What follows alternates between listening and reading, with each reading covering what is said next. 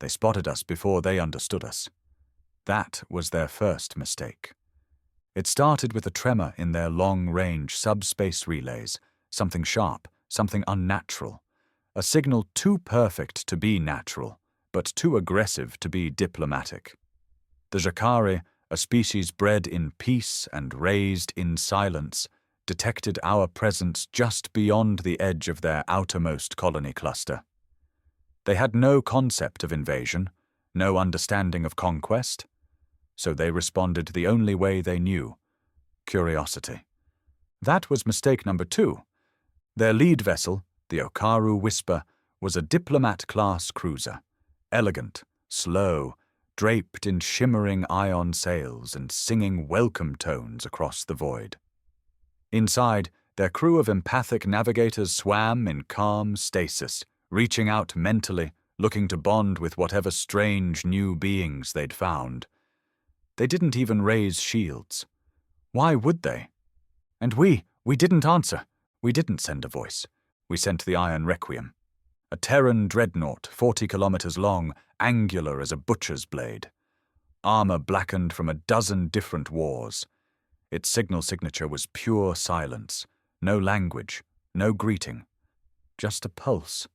Low, rhythmic, like the sound of breathing, or a heartbeat.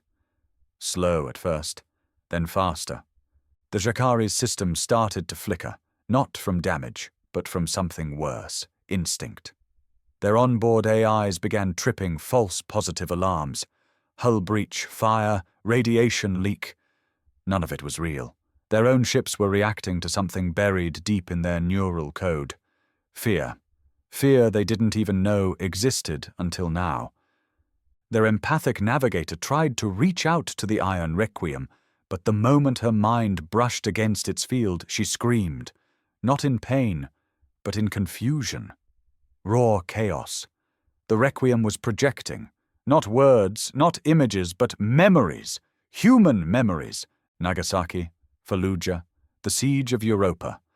Close-quarter footage from soldiers dying with grenades clutched to their chests, screaming battle songs, nuclear flashes, children in gas masks, gunfire without end. No explanation, no request for peace, only war. Jakari communications broke down. Crews abandoned posts, their commander, a pale-skinned thing with 6 eyes and a mind evolved to solve logic puzzles, collapsed onto the floor sobbing from data overload. He kept muttering a phrase in his native tongue. Loosely translated, "This species dreams in violence." By the time they raised shields, it was too late. Not because we fired. We still hadn't moved. That was what broke them. The Requiem just hung there, waiting, still, silent. A steel predator under full power, but choosing not to attack. The Jakari mistook it for mercy. It wasn't. It was judgment. We watched, we logged everything. Their fear levels, their system failures, the mental collapse rates among their navigators. It was all data. The Requiem was a weapon, but it was also an experiment. Because this wasn't humanity's first encounter. We'd already met 4 other species before them. One fought us, one ran, one begged, one tried to copy us, and failed. The Jakari did something new. They surrendered before we said a word. By the end of that hour, their entire exploration fleet had sent back a code, black to their homeworld, meaning threat unquantifiable. Most of their AI guidance cores self-deleted to avoid exposure. One ship turned its weapons inward and fired into its own bridge. Not by mistake, but by choice. Terror. It spread like a virus through their system net. Every ship, every orbital station connected to the fleet began tripping lockdown protocols. Some even tried to jam the signal, assuming it was a form of weaponized communication. It wasn't. It was just us. The first contact report, what little they salvaged, was archived under a new classification, one they'd never used in their recorded history. Entity of inherent madness. They didn't even call us a species. They called us a condition. They tried to block us out. After that first encounter, The Jacare Council activated the oldest defense protocol buried in their planetary core, a system-wide neural firewall. It severed contact with every outer colony, shut down interstellar trade, and erased all AI memories connected to the human signal. It was a desperate attempt to contain the psychological contamination. But they were too late. Terra doesn't need wires, it doesn't need ships, it needs only memory. And the memory had already spread. The crew of the Okaru Whisper were recovered in stasis. Not dead, but broken. The Jacare medical cast ran deep scan diagnostics, hoping to restore them. What they found was worse than any virus. One of the pilots, young, barely into her second memory cycle, had carved something into her own skin. A symbol she'd never seen before, a Terran skull. Human soldiers used it for morale. She had no idea what it meant, but she kept whispering it over and over. They are made of rage, they are made of loss, and they do not stop.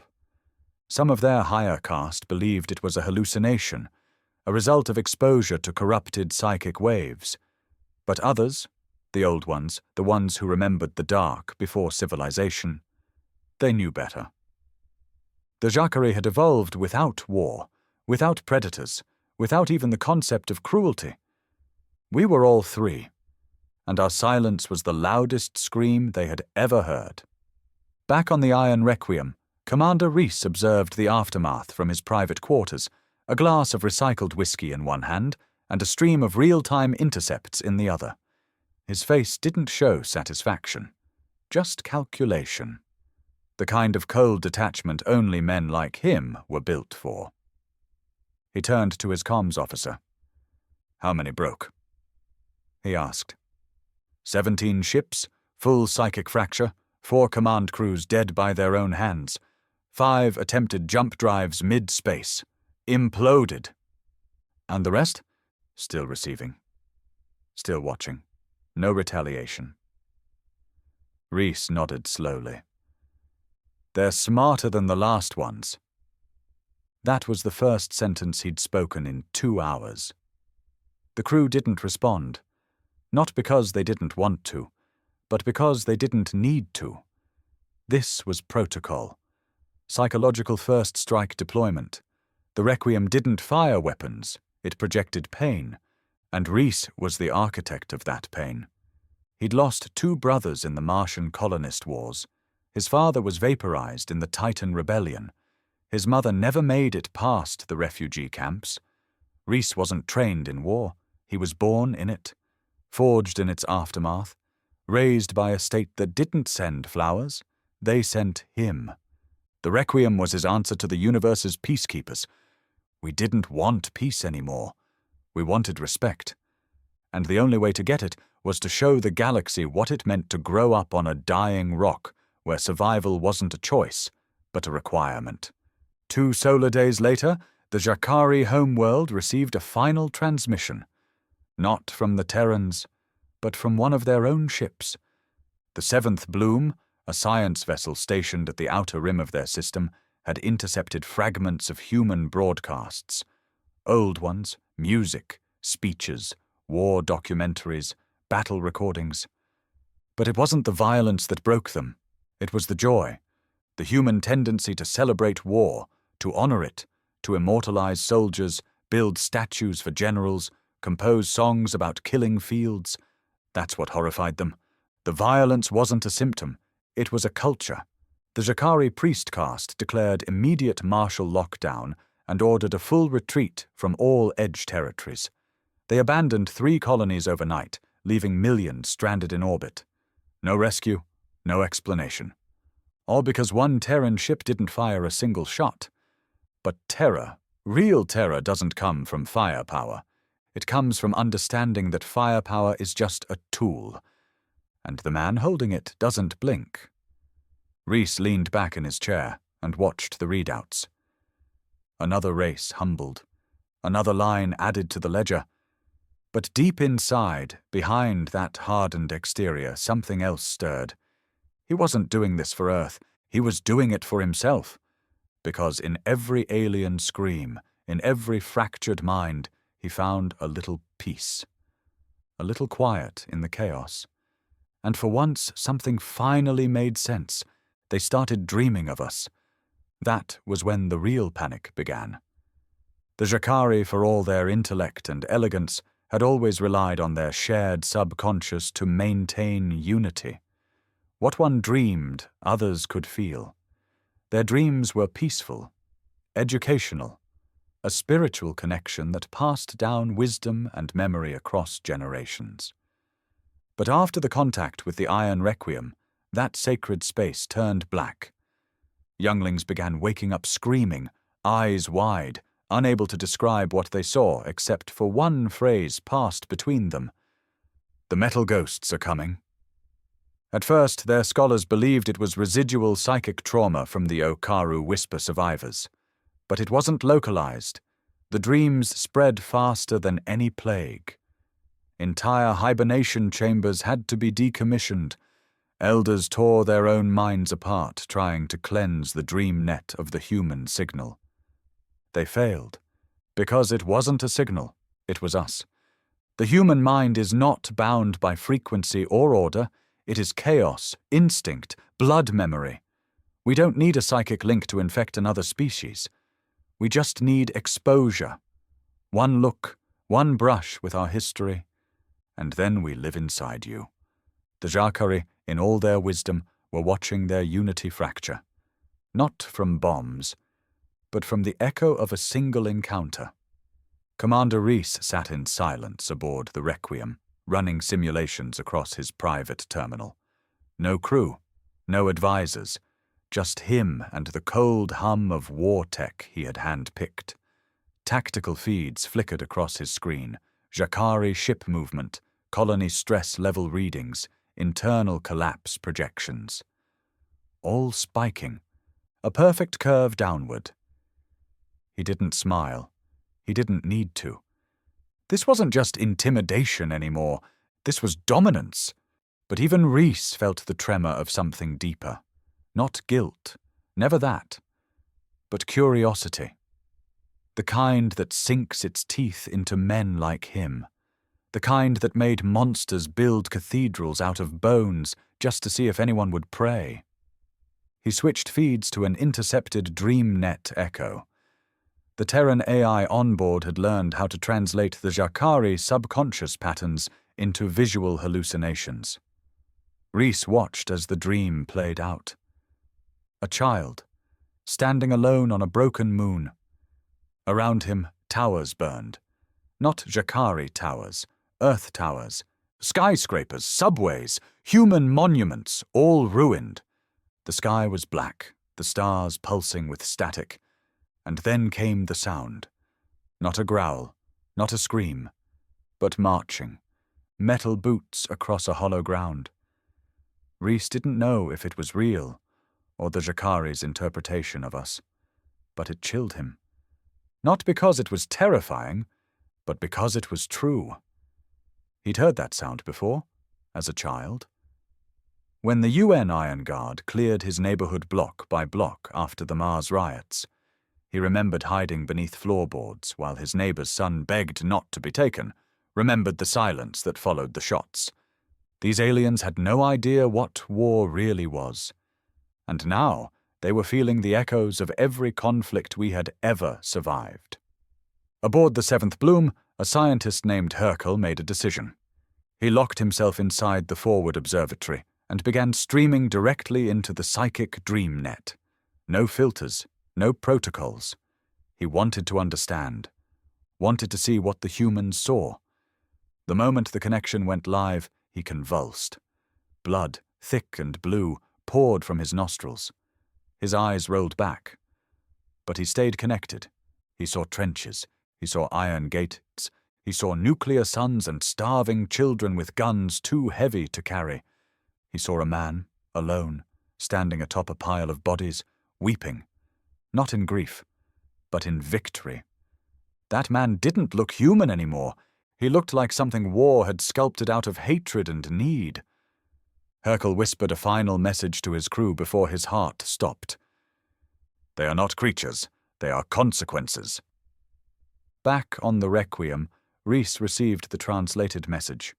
He read it once, then again, and for the first time in a long while, something pulled at him. Not regret, but a memory. His own face reflected in the bloodied window of a burnt-out tenement on Earth. His younger brother's hand slipping from his grip during a food riot. No one came back for them. No one even looked.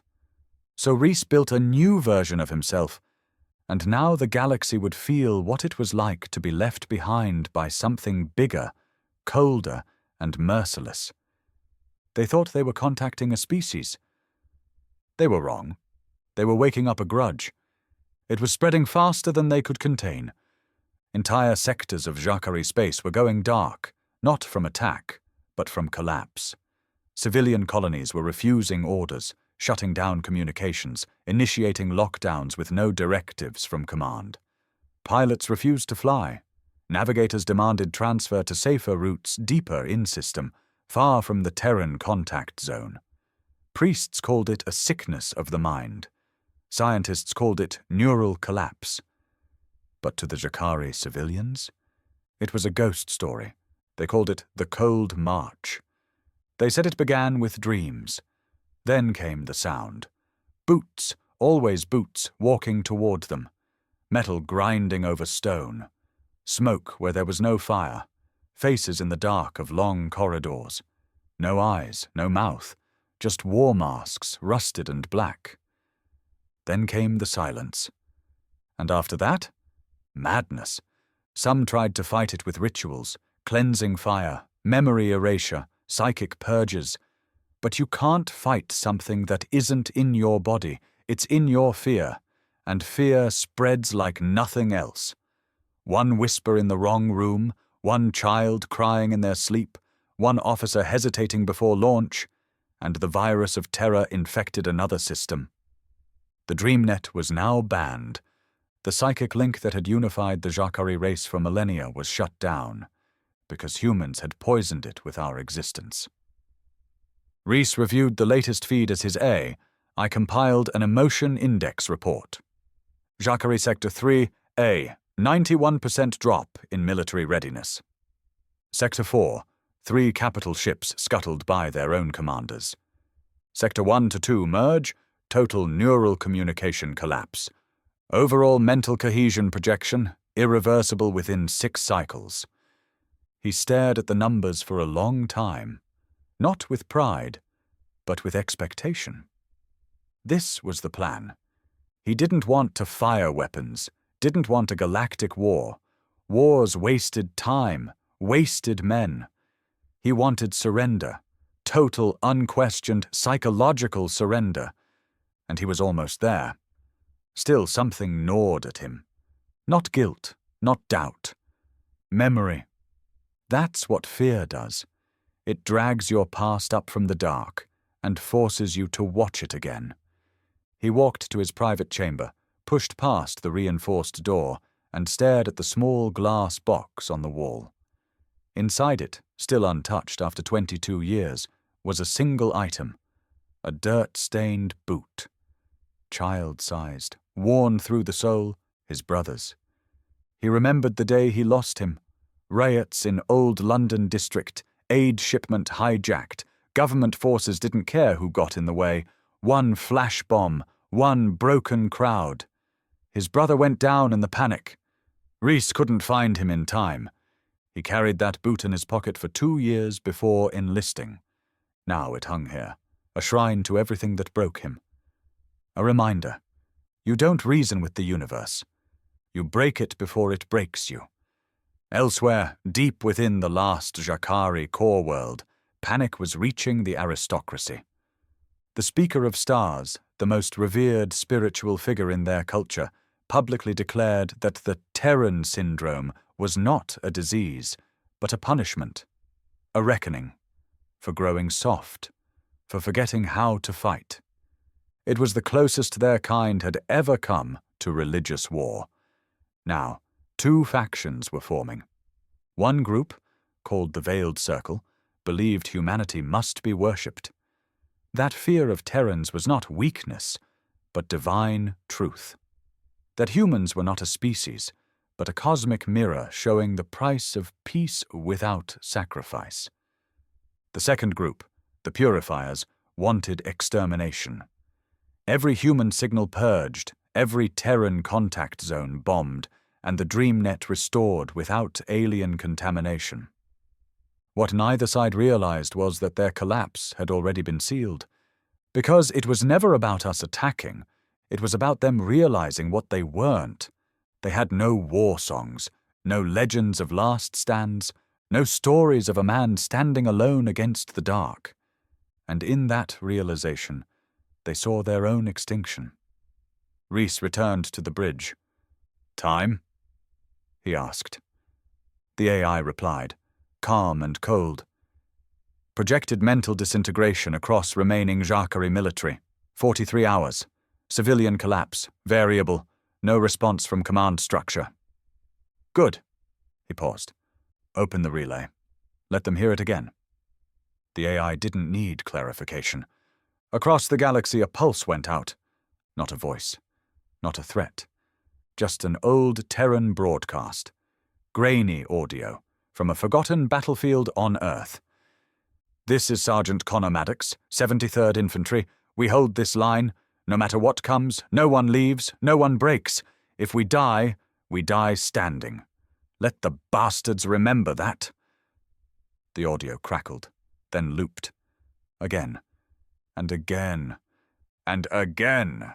Jacari systems froze. Ships veered off course. Sleep chambers ruptured as dreamers began to scream. And still the broadcast played.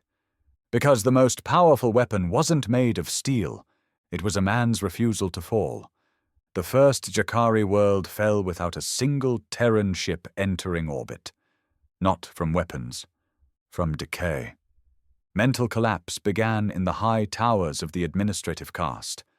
Officials once revered for their logic and precision began tearing down their own records, deleting centuries of history. One flung himself from a levitating transit station, his last words barely intelligible. "They are the void between thoughts.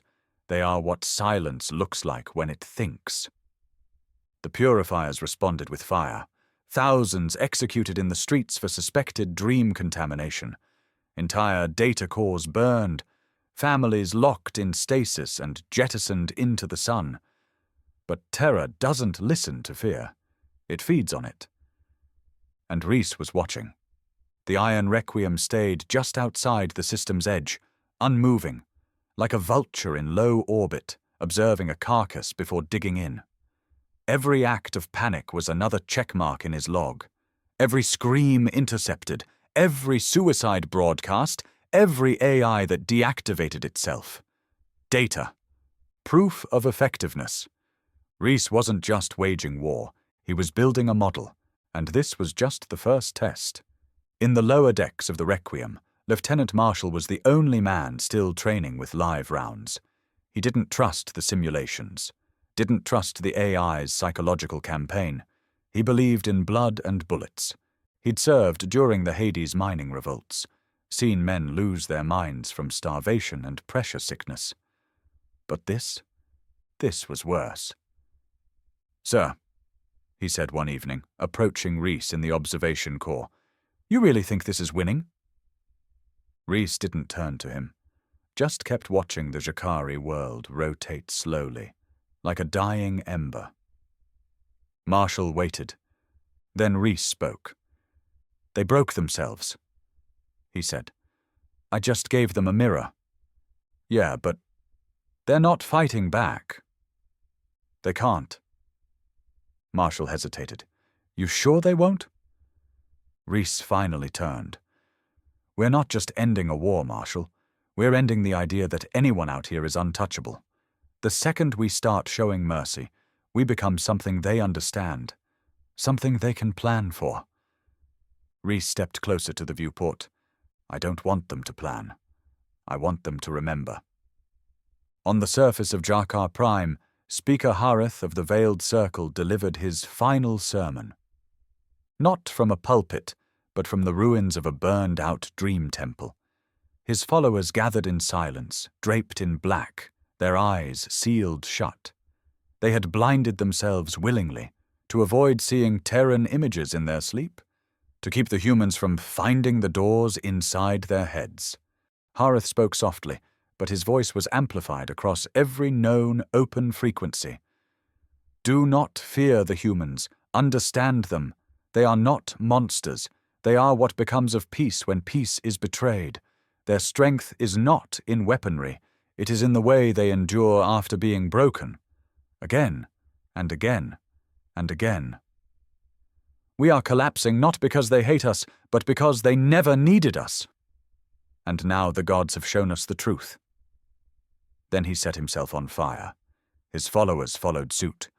All of it broadcast, and the requiem recorded every second. Rhys stood silent for the entire thing. He didn't blink, didn't flinch. But somewhere inside, the cold tightened. Marshall returned later, staring at the footage from a monitor in the crew mess. I used to think we were the monsters. He muttered. Now I think, maybe we're just the last sane ones left. Rhys didn't answer, because in his mind, sanity was a luxury bought with pain, and humanity had paid in full. Then came the unexpected transmission.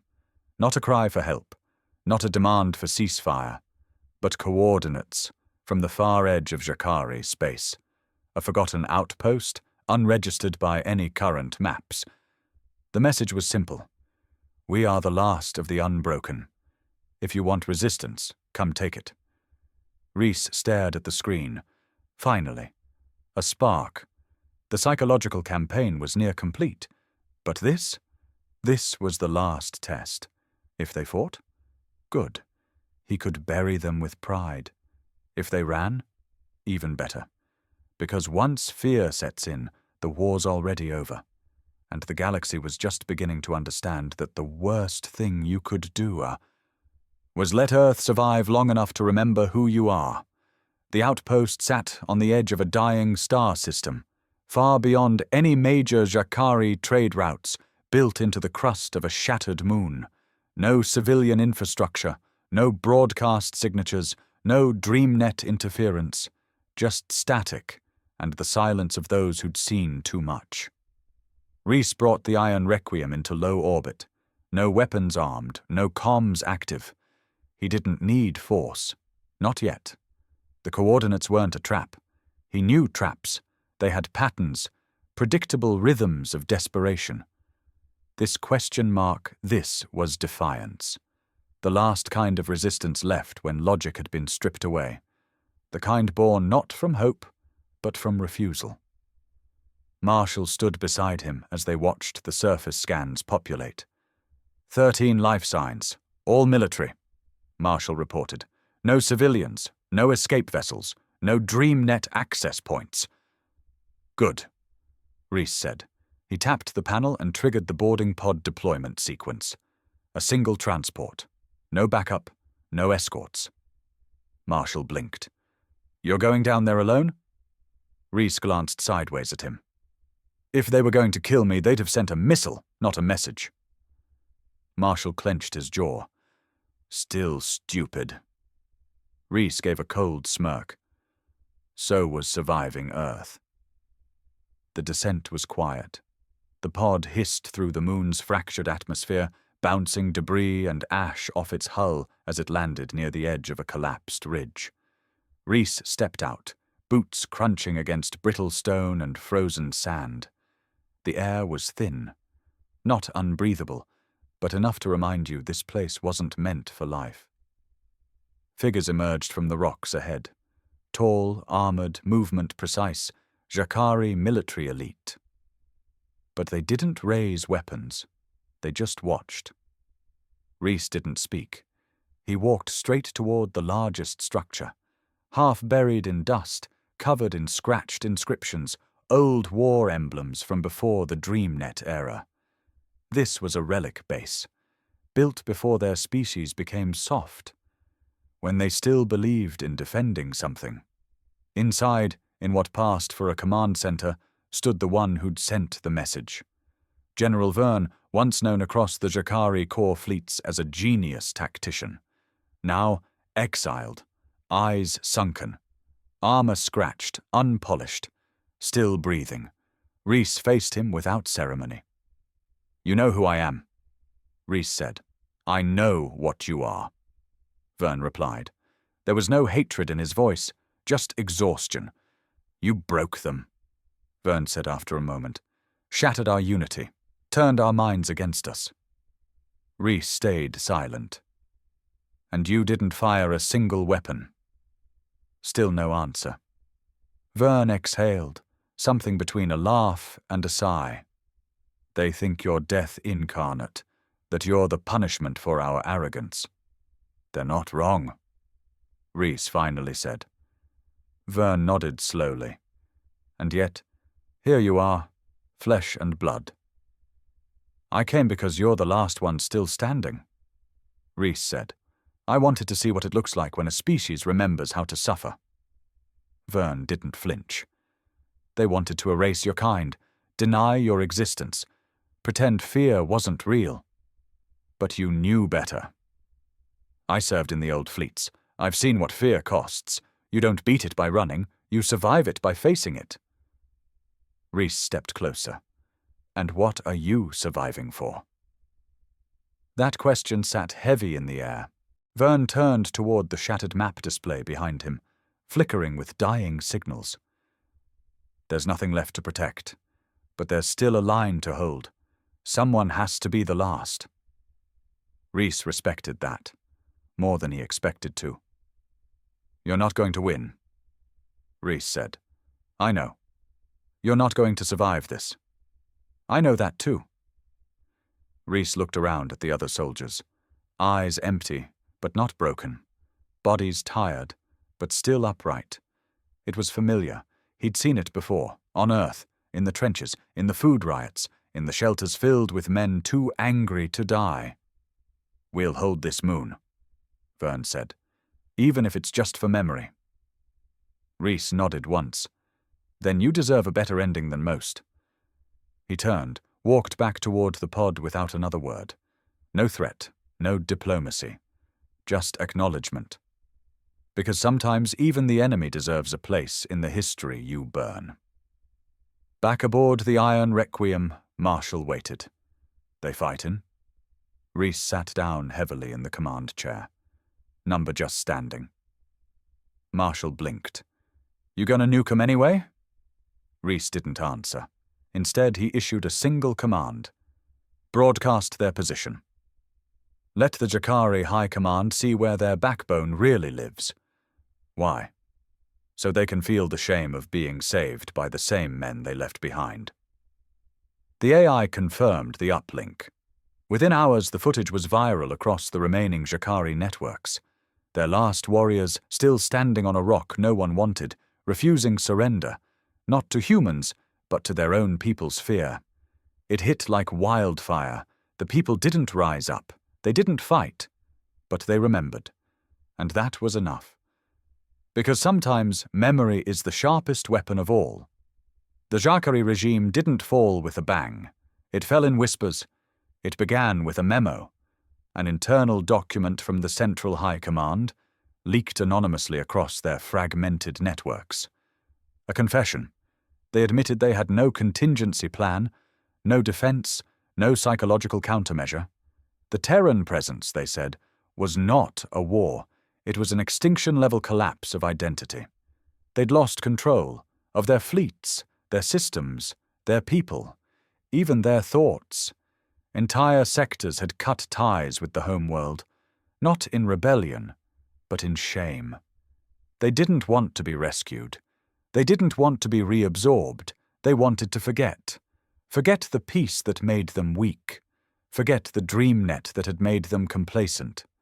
Forget they had once looked out into the stars and assumed nothing could hurt them. Rhys watched it all from orbit, his arms folded across his chest, eyes hollow. Marshall leaned against a nearby panel. "It's done, isn't it?" Rhys didn't answer. Because it wasn't done. Not yet. The Requiem's scanners showed something deeper happening across the former Jakari Empire. A shift, a ripple through the psyche of a broken civilization. The dream net, once a sanctuary of learning and unity, had turned dark. Small pockets of surviving networks had begun sharing human war stories, willingly, not to inspire fear anymore, but something more dangerous. Envy. In the slums of Sector Thal 8, young Jakari broadcast themselves wearing simulated Terran military helmets. They played fragments of human speeches, mimicked the marching sounds that once made their kind break down in terror. Not because they loved humans, because they wanted what we had. Spite, fire, defiance. They called it the March. A movement, underground, not sanctioned, not coordinated, but growing. They didn't want the dream net restored. They wanted it replaced with something harder, something that taught them how to stand, not kneel. Reese saw it coming before anyone else did, and for the first time since the campaign began, he hesitated. Marshall saw it too. "We broke them," he said, "but we lit a fuse while we were at it." Reese nodded slowly. "They're not collapsing anymore. They're adapting. Should we shut it down?" Reese turned toward the viewport, watching the burning star behind the shattered moon cast long shadows over the system. "No," he said. "Let it spread." Marshall blinked. "Seriously. If they want to march like us, let them, but they'll learn something we already know." "Which is?" Reese's voice was a low, steady rasp. "Marching makes you feel powerful, until you realize there's nowhere left to go. Back on Jaka Prime, the final remnants of the regime dissolved, not through revolution, through silence. No orders, no elections, no final words, just a government that stopped showing up. The people filled the vacuum. Marchers took the streets, not for vengeance, but to mourn the future they thought they had. They marched in silence. Thousands of them, no signs, no leaders, only the sound of movement. Step after step after step. Reese saw the footage, played it on loop. There was no pride in his eyes, only recognition. That same silence had walked across the ruins of Chicago after the oil riots, had marched behind steel tanks through the ash of the Titan Rebellion, had stood over graves and whispered names long forgotten by peace. This wasn't victory. It was a cycle, and it was repeating. 2 weeks later, the new Council of Jakari emissaries sent a transmission to Earth. Not to beg, not to retaliate, to listen. They wanted to understand how we survived, not how we built ships, how we didn't lose our minds, how we kept going after losing everything, how we wore suffering like armor. Reese was given the option to answer. He sat for hours in front of the comms recorder, thinking, remembering. Then he finally spoke. Just 4 words. "We were never safe." The transmission ended, and on over 60 Jakari worlds it became a mantra, a grim, honest prayer. The first truth they'd spoken in generations. Humanity didn't fire a shot in this war. We just showed them what survival costs. And now they were finally willing to pay. They started calling themselves Scars, not Jakari, not citizens, not dream-bound children of a peace-loving empire. Just Scars. A word they borrowed from human war texts. They wore it like a badge, like we did. Not as a symbol of weakness, but as proof that they had survived something. That they had been broken and had chosen to stand again. Not whole, but harder. Across their systems, monuments once built for scholars and philosophers were pulled down, replaced by simple slabs of stone, inscribed not with names or titles, but moments. Battles they had lost, riots they had endured, colonies they had abandoned during the collapse. Not to forget, but to remember, because that was what humans taught them, that you don't grow by erasing pain, you grow by carrying it. Commander Reese sat in silence aboard the Iron Requiem, orbiting a world that had once been the center of Jakari unity, now nothing more than a fractured husk, slowly learning how to rebuild. Marshall entered the observation deck, jaw tight, report tablet in hand. "They're forming a new military doctrine," he said, calling it the Black Wake, based entirely off Terran principles. Reese didn't respond. "They're training conscripts now. No psychic filtering, full emotional exposure. They want their soldiers angry." Still no response. "They're watching us, Reese, learning us. Hell, they're even mimicking old Earth platoon formations. Same cadence, same drills. Some of them even carry replicas of Terran rifles, non-functional, just symbolic." Reese stood, slow and quiet. "They're not copying us," he said. "They're becoming something else, something between what they were and what we are." Marshall stepped closer. "You think we created a threat?" Reese shook his head. "We created a mirror." Earth Command finally summoned Reese for debrief. He didn't go. Instead, he sent one message back. "If you want the truth, come see it for yourself. But you better come armed with something more than weapons." They didn't reply, because deep down they knew they'd unleashed a campaign to teach fear. But fear doesn't just teach, it evolves. 6 months later, the first joint Terran-Jakari installation was constructed in neutral orbit above a barren planet. Neither of them called it home. It wasn't about peace treaties. It wasn't about diplomacy.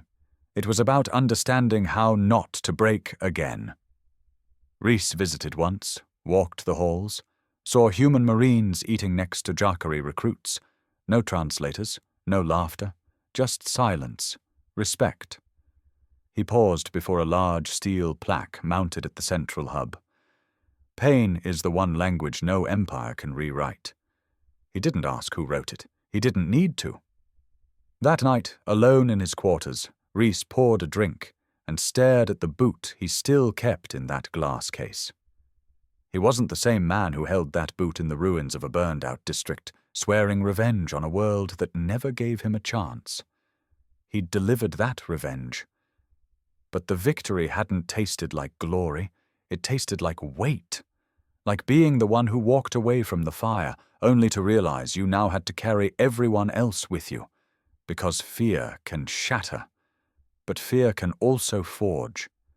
And what came next wasn't up to him anymore. It was up to a galaxy full of survivors learning how to walk with scars of their own. And as long as they remembered how they got them, they'd never forget who taught them to stand.